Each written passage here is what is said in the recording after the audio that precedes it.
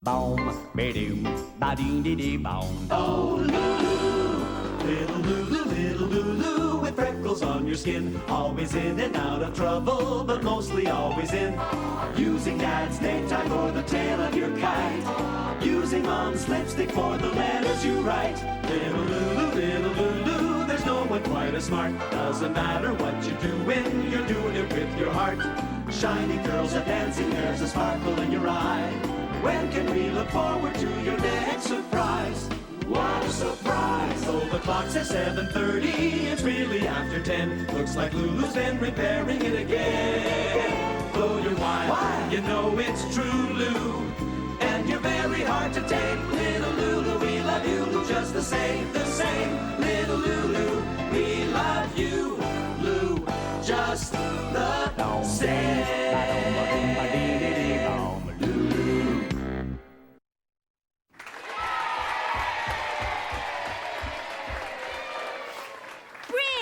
Push, throw, shove. Those are Lulu's tips for a quick room cleaning.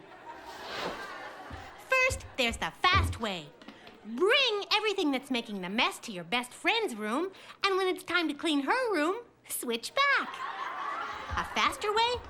Push everything into a big pile, throw a blanket over the top, and tell your mom it's a new beanbag chair. And everyone knows the fastest way. Shove everything into your closet. But if you do that, you better stay tuned for Lulu's tips for a quick closet cleaning. Choosing a baby's name is tough, but not if you follow Lulu's name plan. First, decide what kind of kid you want, then pick the name. You want a tough kid? Name him Spike. A cheerleader? Name her Muffy. And of course, for a smart kid, Lulu. But please, don't name your kids because of what they're like as babies. I mean, who wants to go through life being called stinky? When girls get up in the morning, they have to shower, scrub, brush, floss, and blow dry. And boys, they just throw on some old dirty clothes and they're out the door. Mom says being dirty is in boys' jeans. Well, if you ask me, it's not just in their jeans. It's on their shirts, too. A word of advice to all you parents about bath time. Kids work hard at getting dirty. It's practically a full-time job. So if you want us to wash away all our hard work, you'll have to do better than tossing in a couple of plastic boats and a rubber ducky. Come on, tear out that old bathtub and put in a bath pool. Can't you just see it?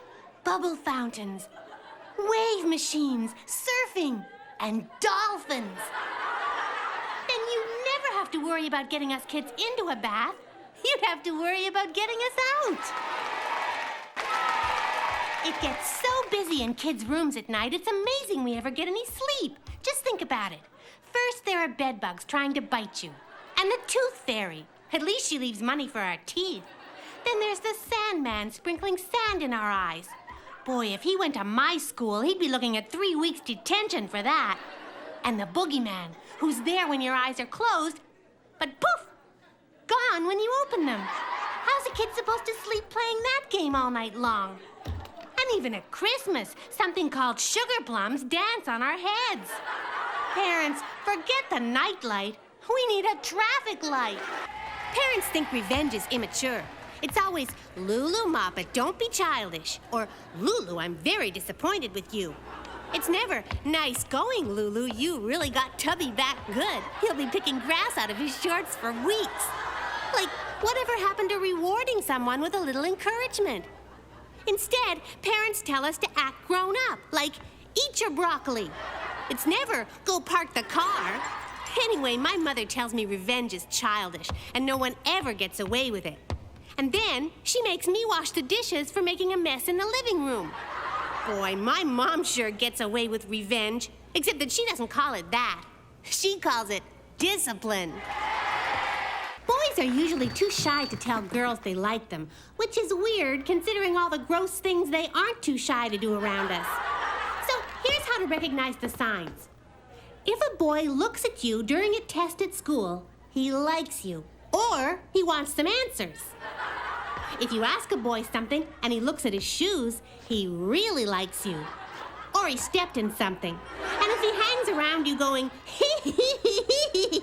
he likes you a lot, or you should get away fast. But if he throws spitballs at you and puts a snake in your lunchbox, he absolutely adores you, and he wants to get married. Or he's your brother. Ever wonder what grown-ups really mean when they talk? Well, wonder no more. It's all in the Grown-Up-Ease dictionary. Ah, here's a good one. Oh no, I couldn't possibly eat another bite means, please keep filling my plate. And this one, I really must start exercising again, which means, there, I said it, now I don't have to do it. Oh, and this one's really sneaky. That's enough, you've had quite enough dessert. That really means, go to bed, the rest is mine. One time at a fancy restaurant, I got this really bad waiter. He asked if I'd like the chef's salad. Why would I want to share someone's salad, I asked. Don't you have any brains? And you know what? They did. Boiled or stewed. Then I noticed that I had 3 forks. Well, I didn't want the waiter to make me share anything, so I swapped them all for dessert spoons and ordered a huge chocolate mousse so I could eat the body and save the antlers for the morning. Sort of like an Easter bunny. But what about your main course, the waiter asked me. When I told him I was best in math, he walked away. And he calls himself a waiter. He never even waited for me to finish my order. Lulu's top 5 excuses for why I didn't do my homework. Number 5, my dog tried to eat it, but it was too tough even for him. Number 4, my mom tells my dad it's not good to bring work home with you, so I left mine at school. Number 3, homework? I thought you said housework. I spent all night vacuuming. Number 2, homework's done at home, right? So that's where I left it. And the number 1 excuse, I learned this from my dad, it's in the mail. Going camping with your parents isn't exactly a picnic. It's always, we're only bringing the bare necessities. And they pack forks, knives, an electric cheese grater, and lawn chairs. I think it's amazing how many bare necessities they can stuff into a station wagon, but the least they could do is bring stuff a bear can use. And speaking of bears, everyone knows you can't leave food out when you're camping because it'll attract bears. I've never actually seen a bear while camping, but in case I ever do, my dad said if I lie down and don't move, it'll leave me alone. And he should know, it works for him every Sunday when my mom wants him to do work around the house. I love going to visit my grandparents at their house because I get to watch my parents do all the things I usually do at our house. Like put out the garbage, weed the garden, clean up after the dog, and wash the car. But not me. I usually get to sit by the pool with Grandma, laughing at all the funny faces Grandpa can make with his teeth out. The last time I was there, I noticed that parents do all the work and grandparents have all the fun. Work or fun? No contest. When I'm through being a kid, I'm gonna skip being a parent and go straight to being a grandparent. My mom wants me to learn how to play a musical instrument.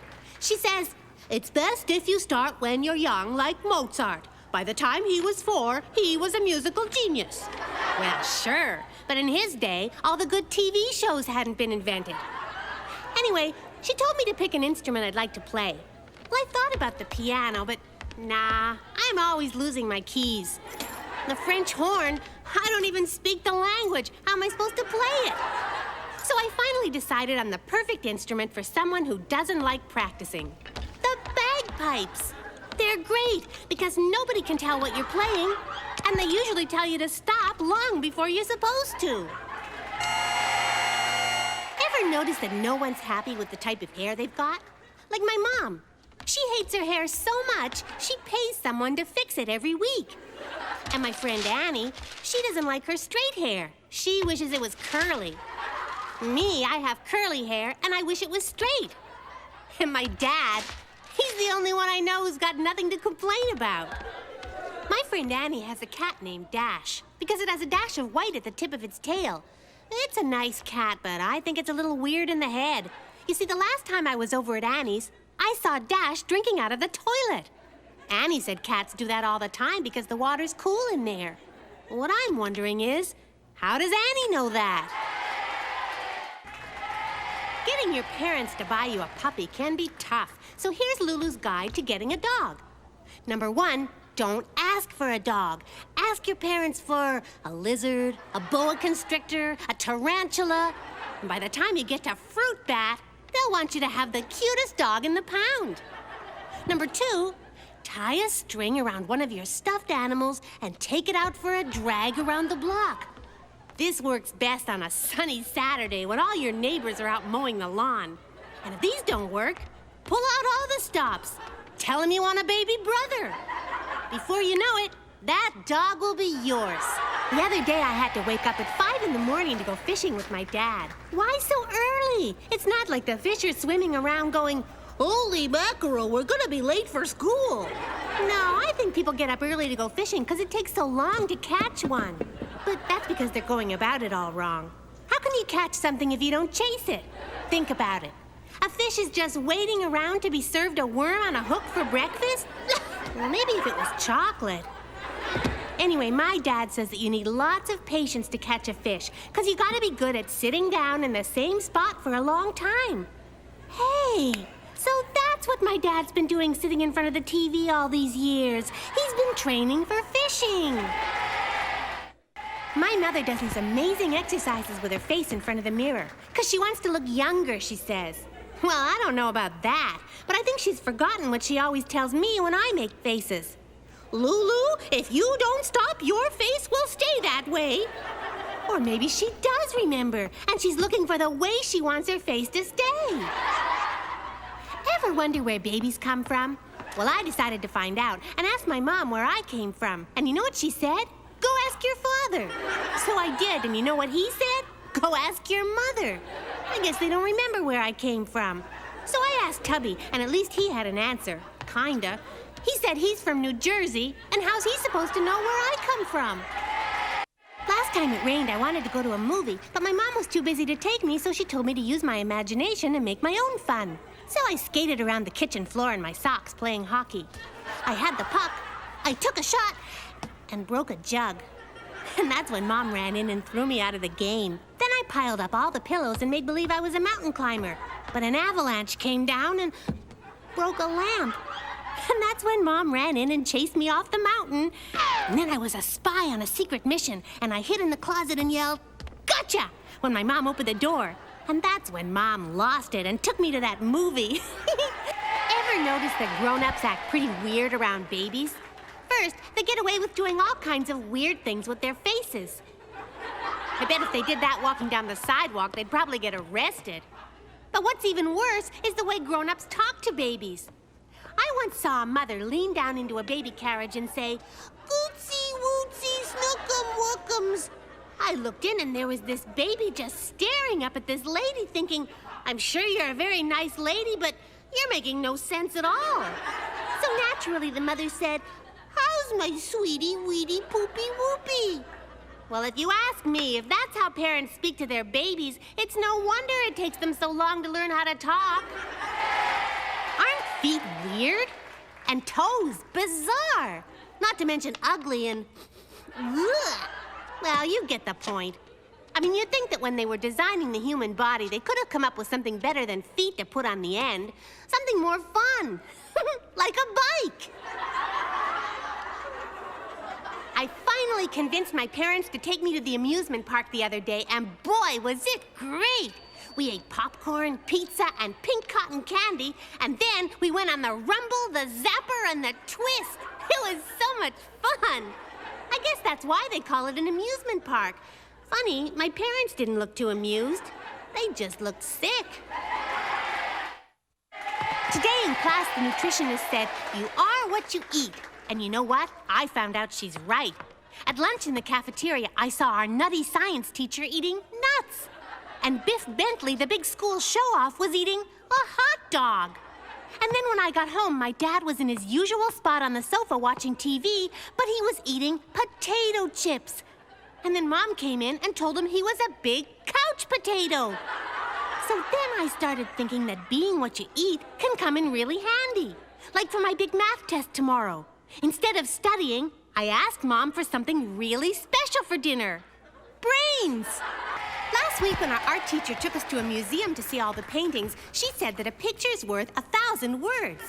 Well, I saw one called Lady with an Apple. That's only 4 words. Some of the other paintings were worth more words than that, like very, very, very, very, very weird and really, really, really, really, really bizarre. But then it got so crowded, us kids couldn't see anything. Our teacher said it's because all these people came to see art. Well, I don't know if they came to see Art or Fred or anyone else.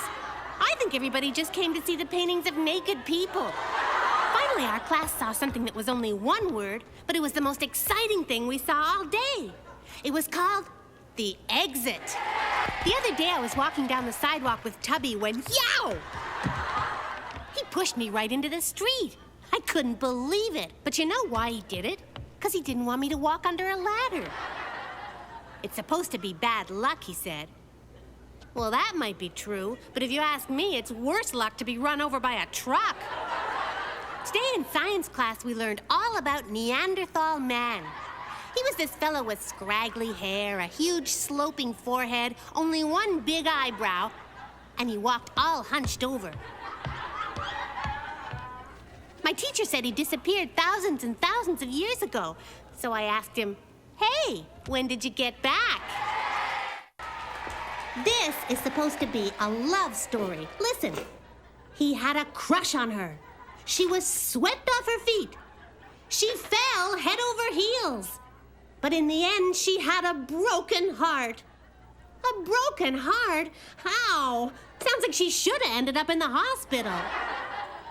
Last week, I could tell my parents were really excited about our trip to the zoo because they kept saying things like, turkey, nice jaguar, what a weasel, bunch of cows, and it's a jungle out there. Well, we never did make it to the zoo after all. Dad said there were too many animals on the road. Worried you're getting older and turning into a grown-up? Well, here's Lulu's surefire quiz to prove you're still a kid. Is your idea of a well-balanced meal A, fish, vegetables, and rice, or B, a cupcake in each hand? Do you use a knife and fork A, all the time, or B, only when someone's looking? Or when you get out of a bath, do the wrinkles A, go away after 10 minutes, or B, not at all? And when you brush and floss at night, are your teeth A, in your mouth, or B, in a glass on the sink?